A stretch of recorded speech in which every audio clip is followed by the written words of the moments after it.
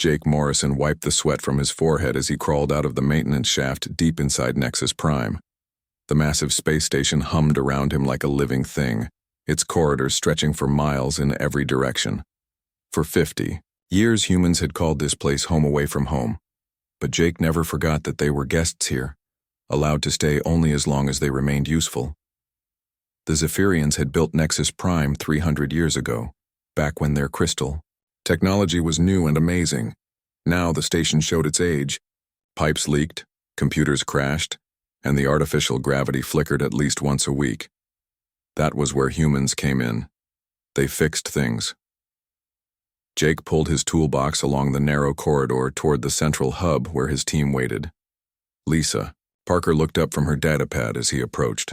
Her blonde hair was tied back in a practical ponytail, and her blue jumpsuit bore the grease stains that marked all human engineers in this part of the galaxy. "How bad is it this time?" she asked. Jake shook his head. "Worse than I thought. The whole cooling system is held together with our repairs from last year. If we hadn't rewired those thermal regulators, this section would have overheated months ago." Bobby Chen emerged from behind a control panel, his dark hair falling into his eyes. "Same story everywhere I look. The Zephyrians designed beautiful systems, but they never planned for long-term maintenance. Everything breaks down eventually." The three humans had worked together for 8 years, ever since Jake received his promotion to captain. They knew each other's thoughts before they spoke them. More importantly, they knew how to make alien technology work when its creators had given up on it. "Speaking of the Zephyrians," Lisa said, "Commander Velthar wants to see you in his office." "Something about the new work assignments," Jake sighed. Velthar was the Zephyrian administrator who ran the human workforce on Nexus Prime. He stood 8 feet tall, his crystal skin reflecting the station's lights in rainbow patterns. Like all Zephyrians, he spoke in musical tones that most humans found beautiful, but Jake had learned to recognize as condescending. The walk to Velthar's office took Jake through the station's main plaza, where members of different alien species went about their daily business. Zephyrians glided past on their crystal legs, their bodies chiming softly with each step. Vorthak soldiers marched in formation, their gray skin and massive builds making them look like walking tanks. Luminari floated just above the ground, their translucent forms glowing with inner light. Humans hurried between them all, carrying tools, pushing cargo, fixing whatever needed fixing. They wore simple jumpsuits while the aliens dressed in flowing robes or elegant armor. The message was clear without anyone saying it. Humans were the workers, aliens were the thinkers. Velthar's office occupied a prime spot near the station's center, with windows that looked out into the star-filled void. The Zephyrian stood with his back to the door when Jake entered, his crystal form catching and splitting the starlight into dozens of colored beams. "Captain Morrison," Velthar said without turning around. His voice rang like wind chimes. "I trust your inspection of Sector 7 went well. The cooling systems need complete replacement," Jake said. "We can keep them running for maybe 6 more months, but after that you'll need new equipment."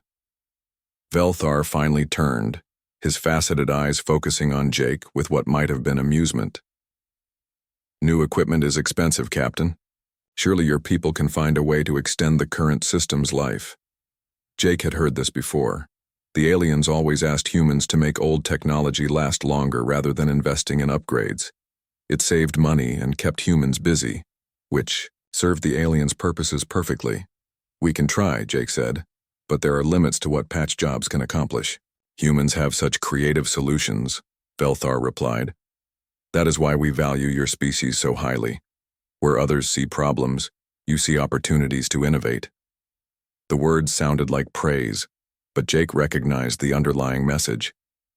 Humans were useful for fixing things that aliens couldn't or wouldn't fix themselves. They were not partners or equals, just convenient problem solvers. "I have new assignments for your teams," Velthar continued, handing Jake a crystal data tablet. "The Vorthak Empire needs engineers for their mining operations in the Outer Rim. The pay is excellent." Jake scanned the assignment details. 12-hour shifts in dangerous conditions, separated from families for months at a time, all to extract minerals that would fund Vorthak military expansion. The pay was good by human standards, but Jake knew it represented a tiny fraction of the wealth those minerals would generate. "I'll discuss it with my people," Jake said carefully. "Of course. Though I should mention that participation in these assignments affects future colony support allocations. The Council appreciates species that contribute enthusiastically to galactic prosperity." There it was, the gentle threat wrapped in diplomatic language. Human colonies depended on alien protection and technology. If humans didn't take the dangerous jobs, their worlds might find themselves without the resources they needed to survive. Jake left Velthar's office with a familiar weight in his stomach. He had felt it growing stronger over the past few years, as alien demands increased while human benefits remained the same. Something was changing in the galaxy's power structure, and humans seemed to be sliding further down the importance ladder. Back in the engineering section, Jake found Lisa and Bobby working on a malfunctioning gravity generator. The massive device had been designed to operate automatically, but it required constant human attention to keep working properly. "Let me guess," Bobby said as Jake approached. "They want us to fix something that should have been replaced years ago. Worse, they want us to volunteer for mining duty in Vorthak space." Jake handed over the assignment tablet. Lisa whistled as she read the details. 6 months minimum deployment, hazard pay, but look at these safety ratings. They're barely acceptable, even by Vorthak standards. "And if we don't go?" Bobby asked. "Our colonies might face budget cuts, equipment shortages, maybe reduced protection from pirates." The three friends looked at each other in silence. They all understood the situation perfectly. Humans had become too valuable as workers to be treated as true equals, but not valuable enough to be treated as anything more than useful tools. "You know what bothers me most?" Lisa said finally. "They act like they're doing us a favor by letting us fix their mistakes." Jake nodded. 50 years ago, when humans first joined the galactic community, it had seemed like a golden opportunity.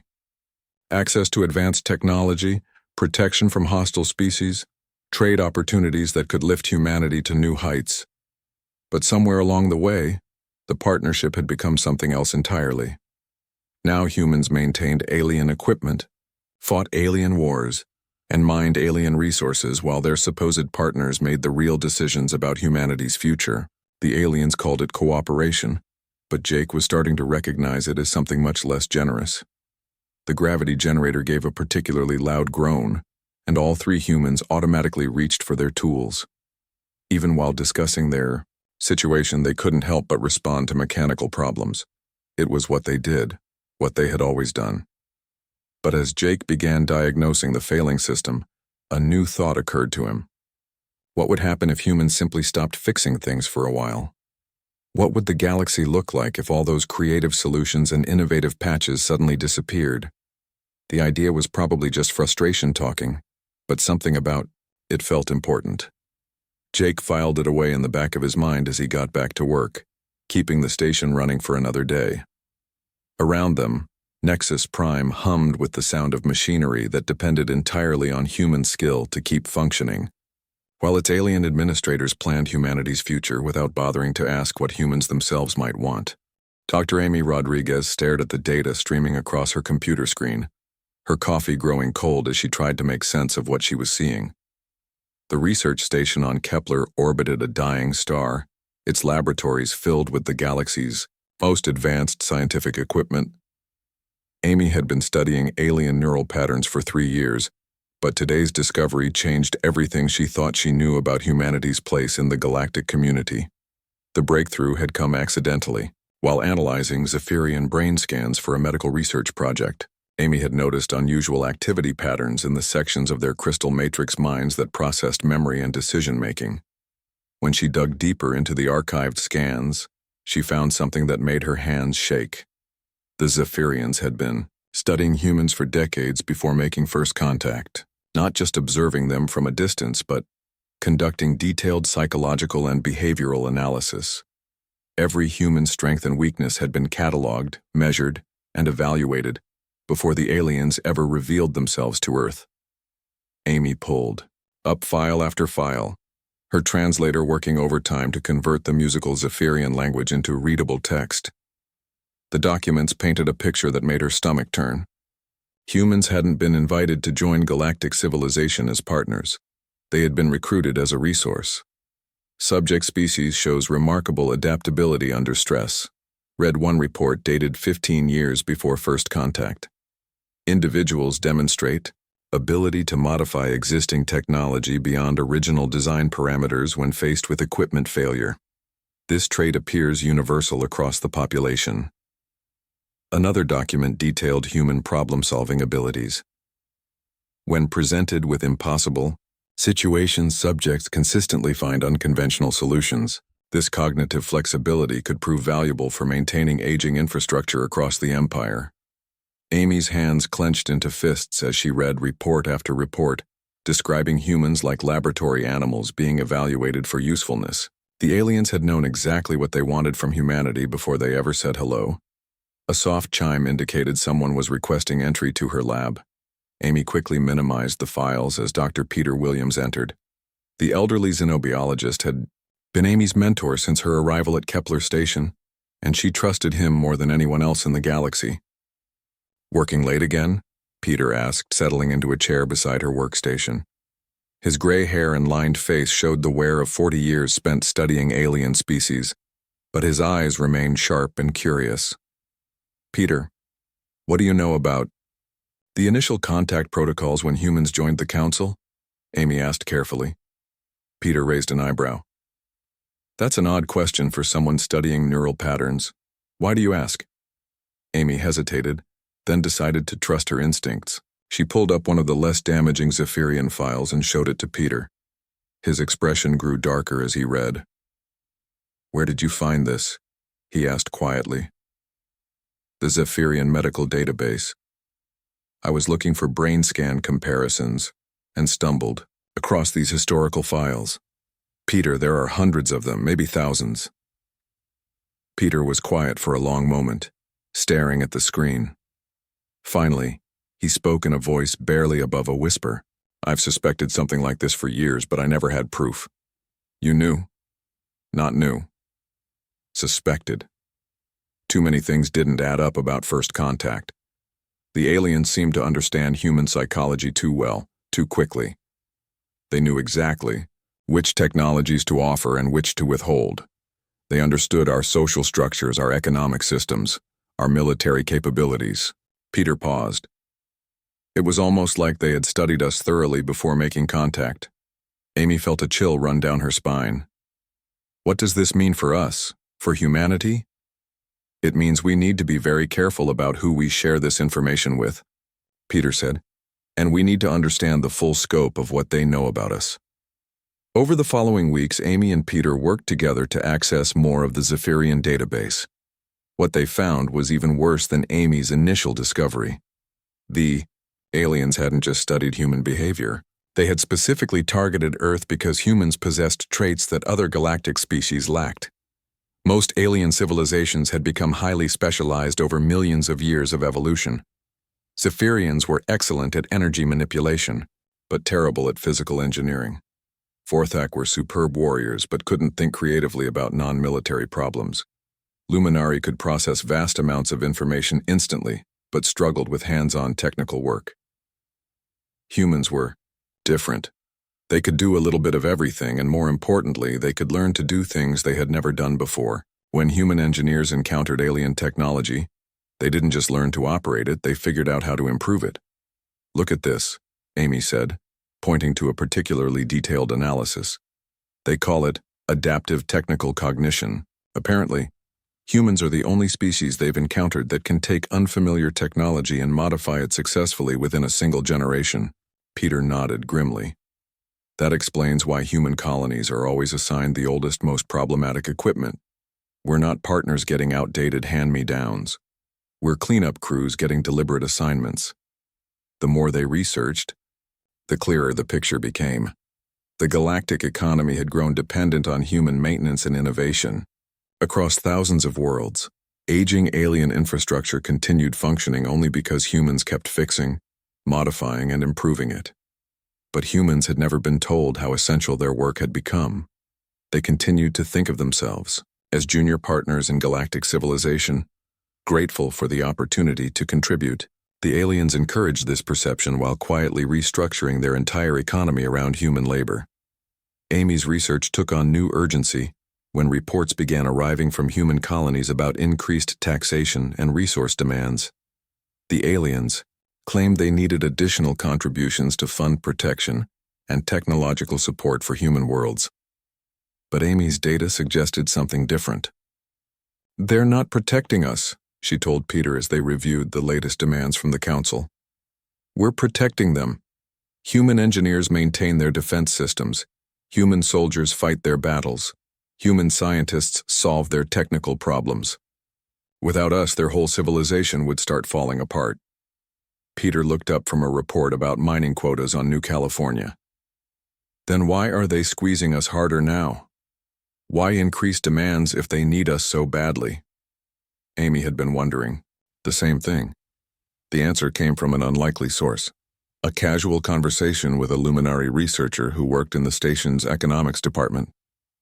The ethereal being mentioned in passing that several major alien corporations were facing budget shortfalls due to infrastructure maintenance costs. That night, Amy made the connection.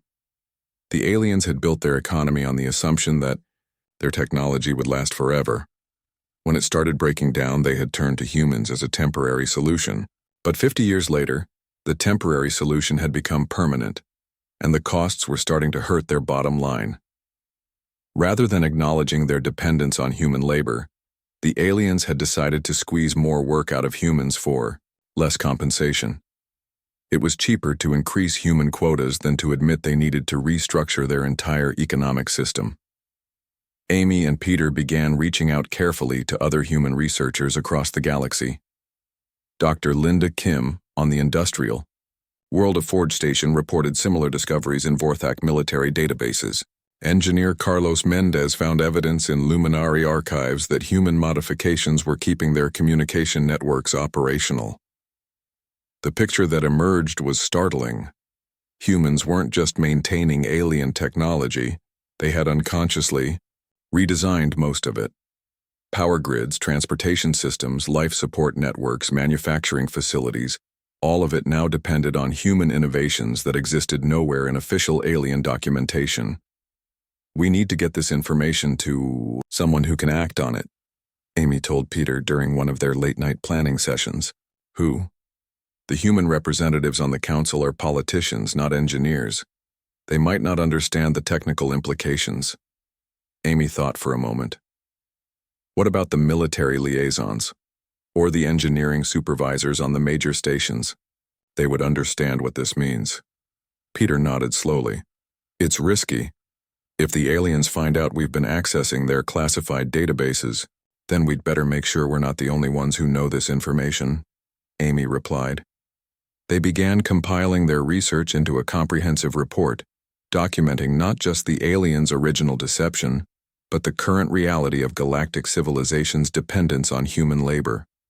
The evidence was overwhelming. Humanity had become the invisible foundation that held the galaxy together.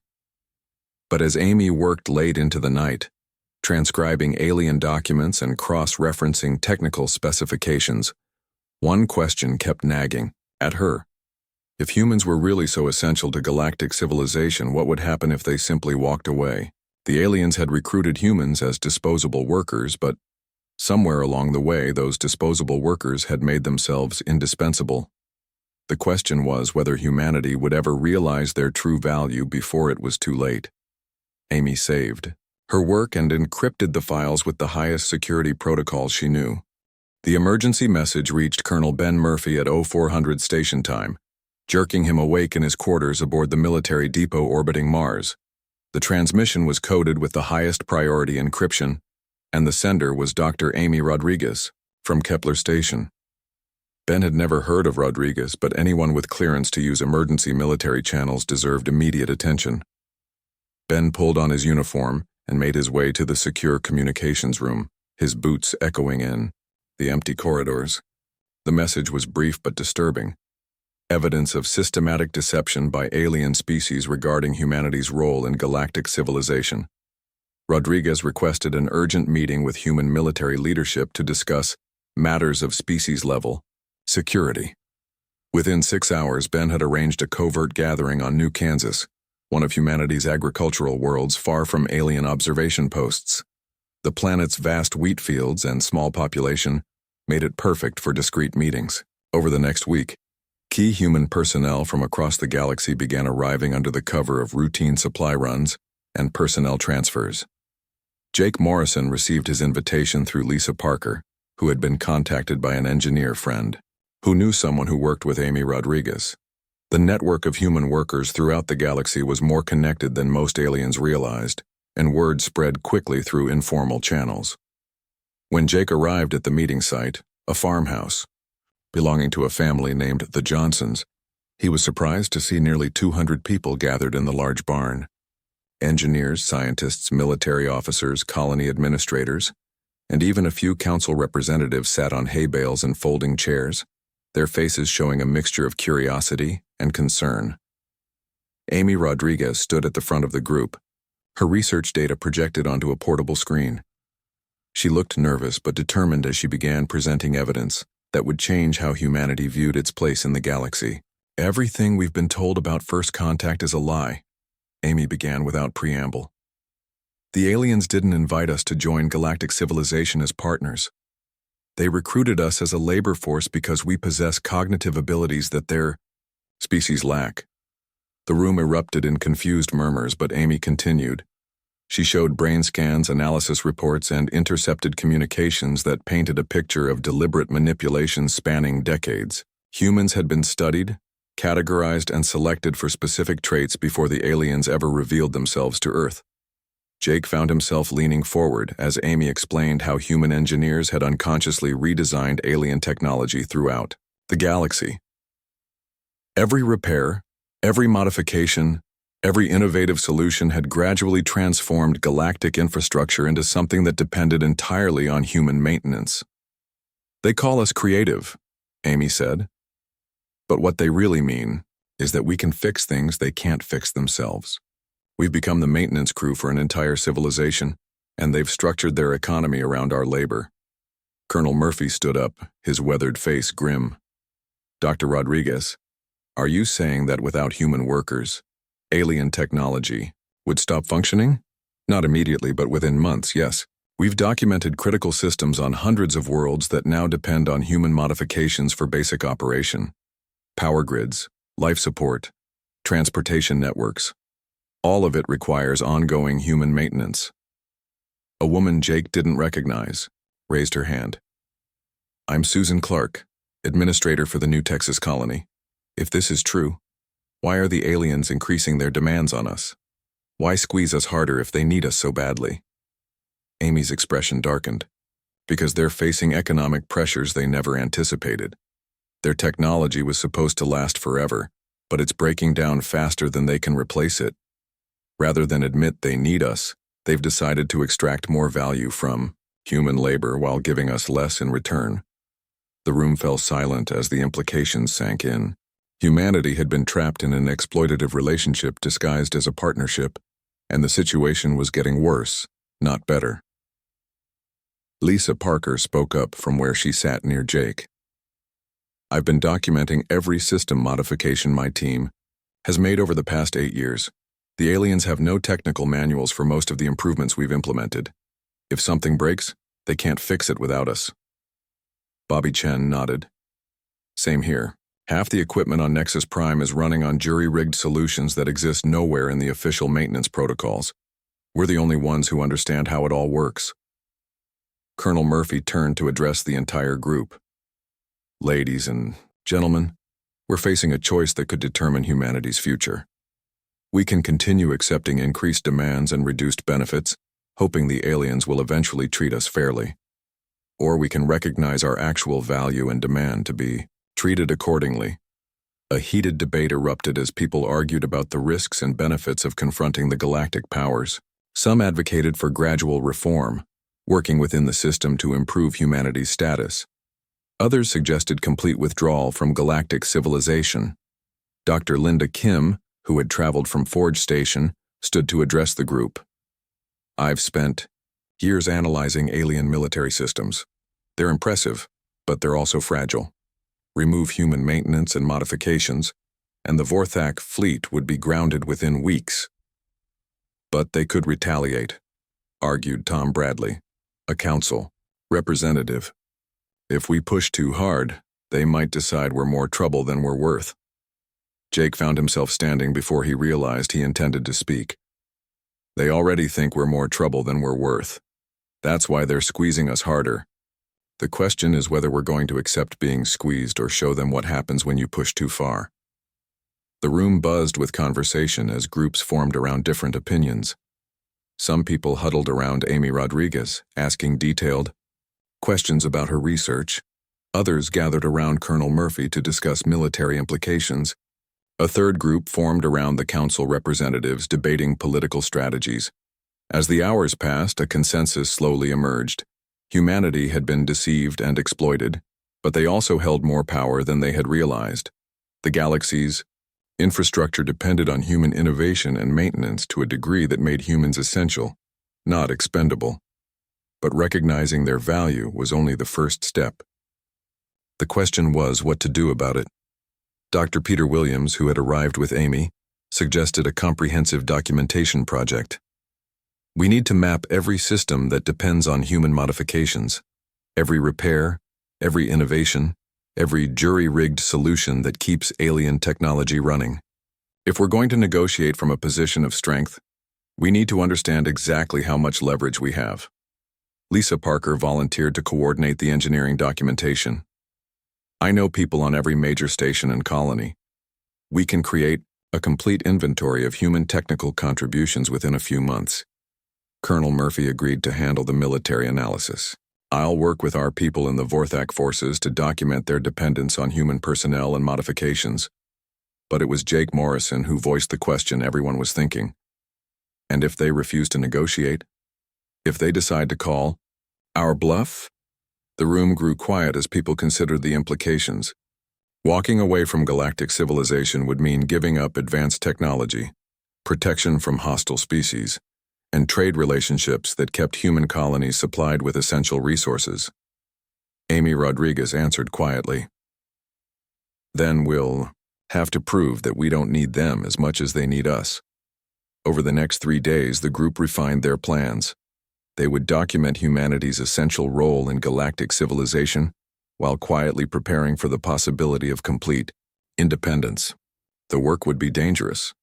Accessing alien databases and technical systems without authorization could result in severe penalties. But as Jake prepared to return to Nexus Prime, he felt something he hadn't experienced in years. Hope.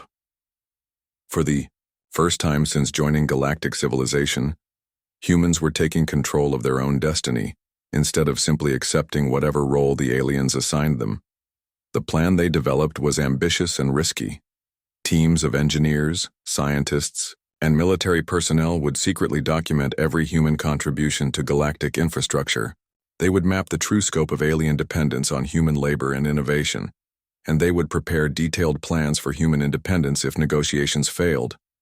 Most importantly, they would present the aliens with a choice: treat humanity as equal partners in galactic civilization, or discover how well that civilization functioned without human support.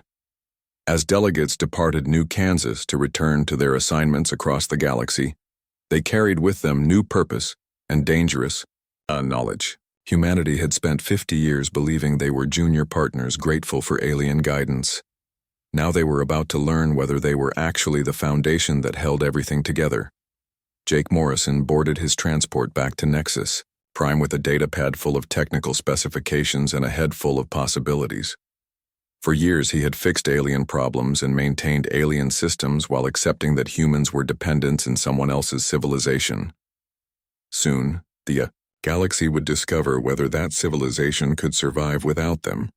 Operation Homecoming began on a Tuesday morning, when Jake Morrison received the coded transmission that changed everything.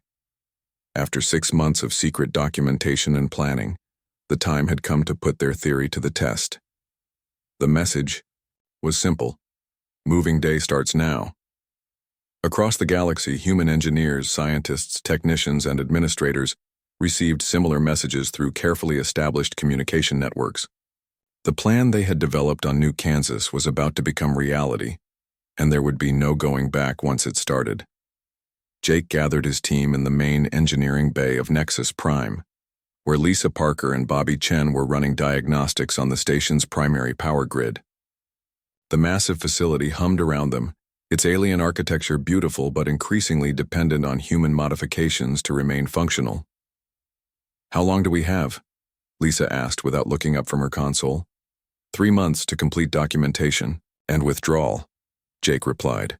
"Command wants everything finished before the alien leadership realizes what's happening." Bobby straightened up from behind a control panel, his tools still in his hands. 3 months to document 50 years of modifications? That's going to be tight. They had been working systematically through every system on the station, cataloging each human repair, modification, and innovation. The scope of the work was staggering. Nearly every critical system had been touched by human hands at some point, and many now depended entirely on human-designed solutions to function properly. "The good news is that we're not the only ones doing this," Jake said. "Teams across the galaxy are documenting their contributions. Dr. Rodriguez estimates we'll have complete technical records for over 60% of galactic infrastructure by the time we're finished." Lisa pulled up a schematic of the station's water recycling system on her screen. "Look at this. The original Zephyrian design was supposed to be self-maintaining, but it kept breaking down every few months.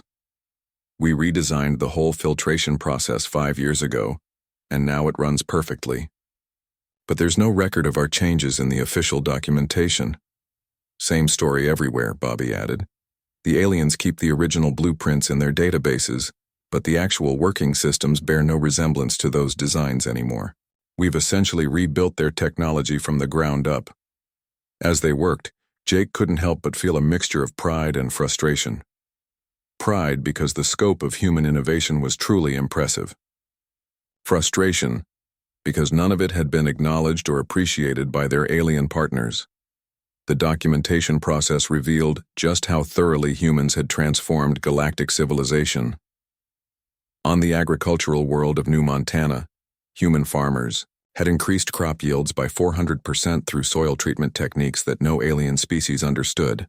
On the mining stations of the asteroid belt, human engineers had redesigned extraction equipment to operate safely in conditions that would have killed alien workers.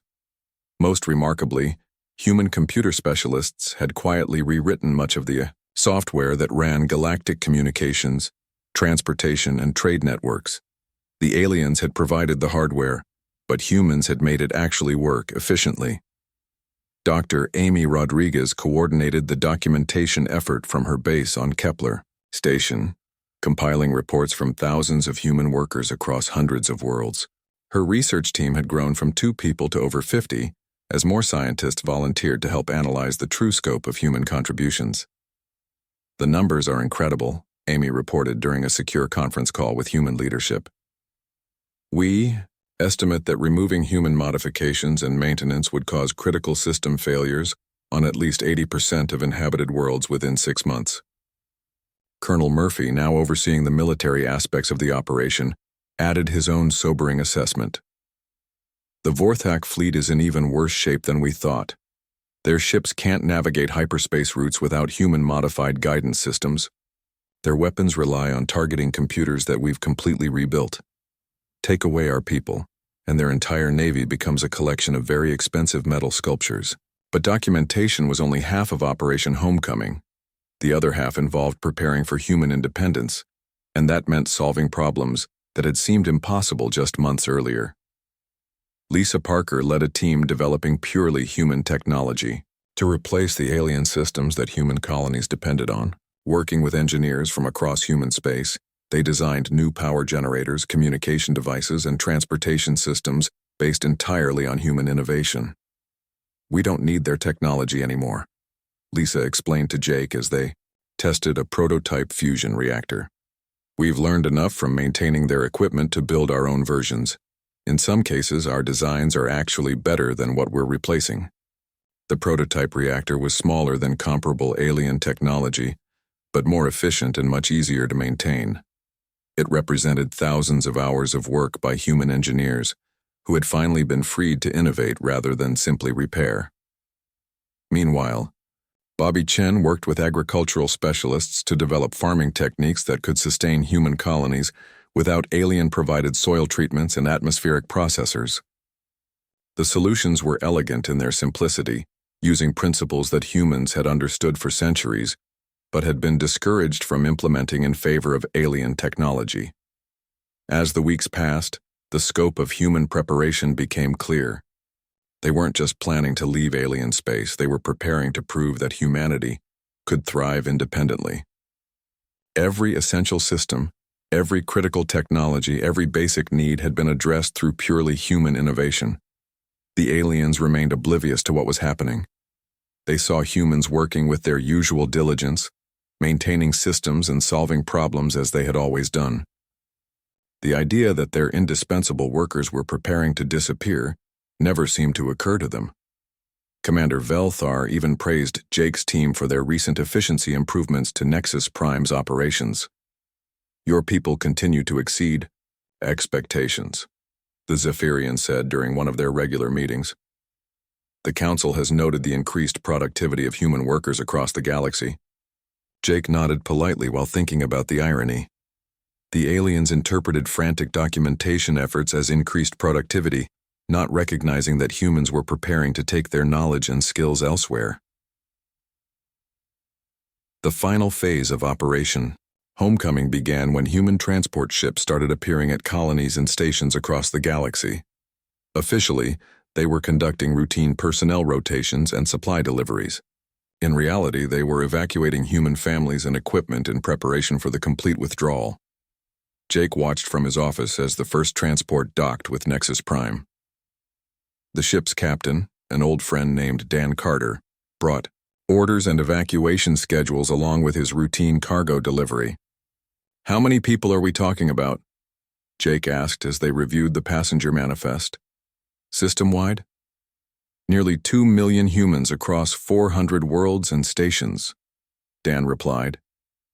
"It's the largest peacetime evacuation in galactic history, and we're doing it without anyone noticing." The evacuation proceeded with military precision. Families departed first, disguised as routine transfers to other assignments. Essential personnel remained until the last possible moment, maintaining systems while preparing detailed handover documentation for their alien replacements. But as Jake prepared his own departure from Nexus Prime, he realized they weren't really handing over anything. The documentation they left behind was comprehensive and accurate, but it described human solutions to alien problems. Without humans to implement and maintain those solutions, the documentation was essentially useless. "It's like leaving a cookbook written in a language they don't understand," Lisa observed as she packed her personal belongings.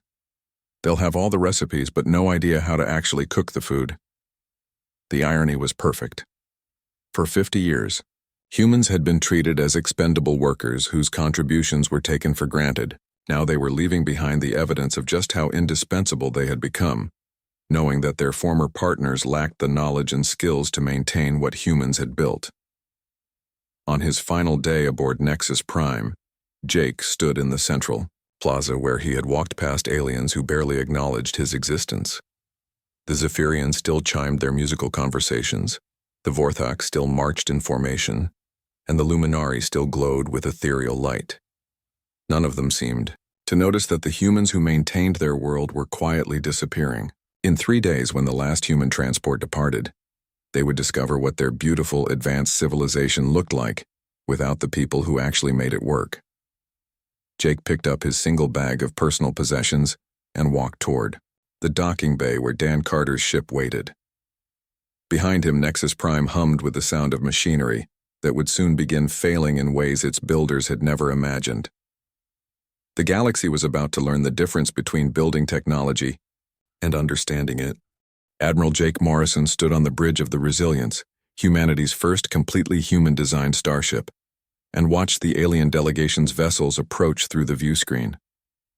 6 months had passed since Operation Homecoming, and the galaxy had learned some hard lessons about the value of human labor. The ship around him represented everything humanity had accomplished in their brief period of independence, smaller than the massive alien dreadnoughts but faster and more efficient.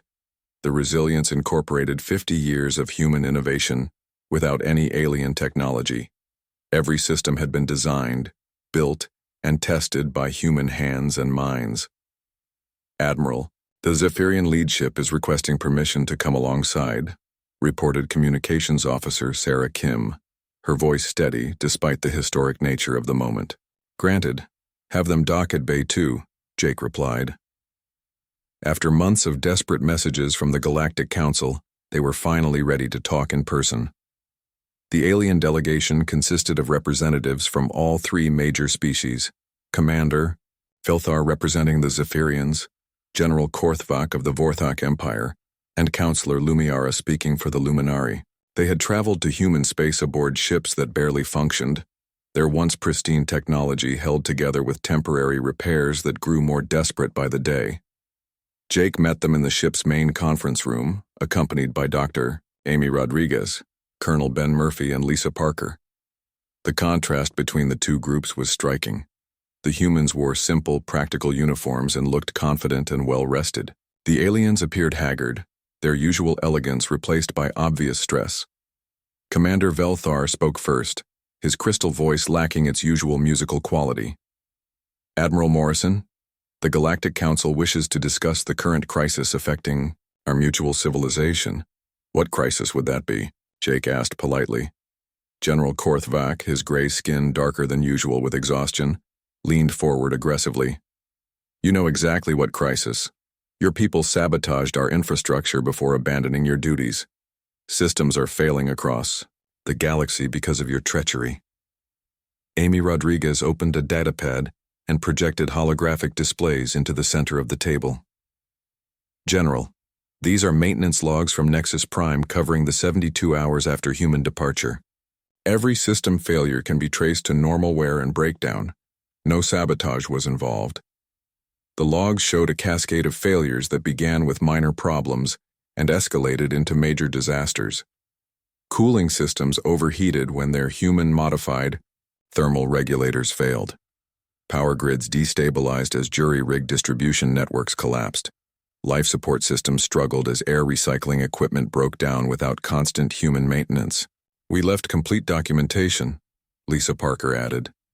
Every modification, every repair procedure, every innovative solution was recorded in your databases. The problem isn't sabotage. The problem is that your technicians don't understand how to implement our solutions. Counselor Lumiara's ethereal form flickered with distress. Our scientists have studied your documentation extensively. The mathematical principles are sound, but the practical implementation requires intuitive leaps that our species cannot replicate. Jake nodded. That's because what you call intuitive leaps are actually 50 years of accumulated experience, solving problems that your original designs couldn't handle. You built beautiful technology, but you never learned how to maintain it when things went wrong. The alien delegation exchanged glances that conveyed volumes without words. They had come expecting to negotiate with desperate refugees who would beg to return to galactic civilization. Instead, they faced confident representatives of a species that had clearly thrived during their separation. Commander Velthar tried a different approach. Admiral, surely we can find a mutually beneficial arrangement. The Council is prepared to offer improved working conditions and increased compensation for human technical personnel. Improved how? Colonel Murphy asked bluntly. Human colonies would receive enhanced protection and preferential trade status. Human workers would be eligible for advanced alien education and technology access previously restricted to Council species. Jake studied the alien faces around the table. Even under stress, they still thought in terms of doing favors for humanity, rather than acknowledging genuine partnership. What you're offering sounds like what you should have provided from the beginning. What assurance do we have that you won't simply increase demands again once your immediate crisis is resolved?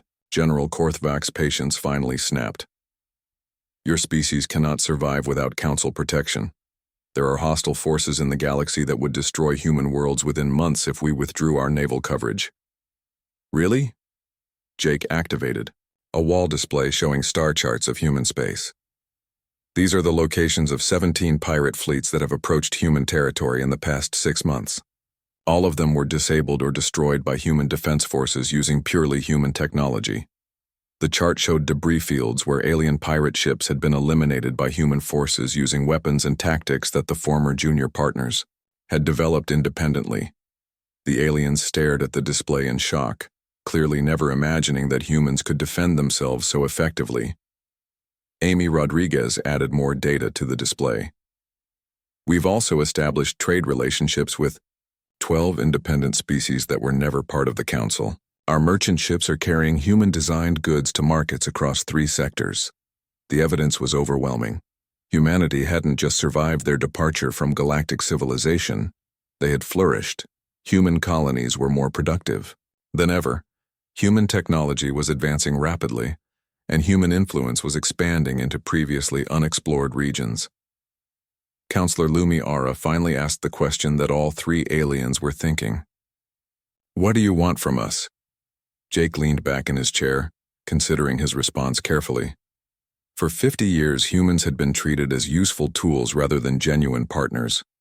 The aliens had recruited them through deception, exploited their labor, and increased demands when their own economy struggled. Now those same aliens sat in a human-built ship, begging for help they desperately needed. "We want to be treated as equals," Jake said simply. "Not as workers, not as junior partners, not as useful dependents. Equal members of a galactic community, with equal voice in decisions that affect our species." "That's impossible," General Korthvac protested. "The Council structure has existed for millennia. We cannot simply reorganize our entire civilization because one species demands special treatment." "Then I guess we'll continue going our own way," Lisa Parker replied cheerfully. "We're doing quite well without the Council's help." The hours that followed involved intense negotiation as the aliens gradually accepted that their former dependents now held all the leverage. Human engineers had become the foundation of galactic civilization, and without them, that civilization was slowly collapsing. Commander Velthar eventually produced a draft agreement that established humanity as a full Council partner with voting rights, territorial autonomy, and shared control over galactic infrastructure projects. It was everything humans had deserved from the beginning, but had never been offered. This agreement would require ratification by the full Council, Velthar explained. "The process could take months." Jake shook his head. "Your infrastructure doesn't have months. According to our analysis, you'll face complete system failures on at least 40 major worlds within the next 60 days. Amy projected new data showing the accelerating collapse of alien technology across the galaxy. Without human maintenance, the cascade failures were spreading faster than anyone had anticipated. Every day of delay meant more worlds losing power, life support, or transportation networks. We need immediate assurance that human personnel can return to critical facilities," General Korthvac said desperately. "Under the new partnership terms," Jake replied firmly. "We're not going back to the old arrangement." The final agreement was signed aboard the Resilience 3 days later. Humanity gained full membership in the Galactic Council, equal representation in all governing bodies, and complete autonomy over human worlds and colonies. In exchange, human engineers would return to help rebuild galactic infrastructure as true partners rather than expendable workers. But the galaxy that humans returned to was very different from the one they had left. The aliens had learned that their beautiful advanced civilization was actually quite fragile when the people who maintained it decided to leave. More importantly, they had learned that treating any group as replaceable was a dangerous mistake. Jake Morrison kept the rank of admiral in the new arrangement, commanding human forces that now served as equal partners rather than subordinate auxiliaries. Amy Rodriguez became the first human director of the Galactic Research Council, leading scientific cooperation between species. Lisa Parker took charge of the new infrastructure partnership, where humans and aliens worked together to design sustainable technology that could be maintained by any species. 6 months after the aliens' desperate visit to human space, Jake stood once again on Nexus Prime. But now he was there by choice, working with alien colleagues who finally understood the value of human innovation.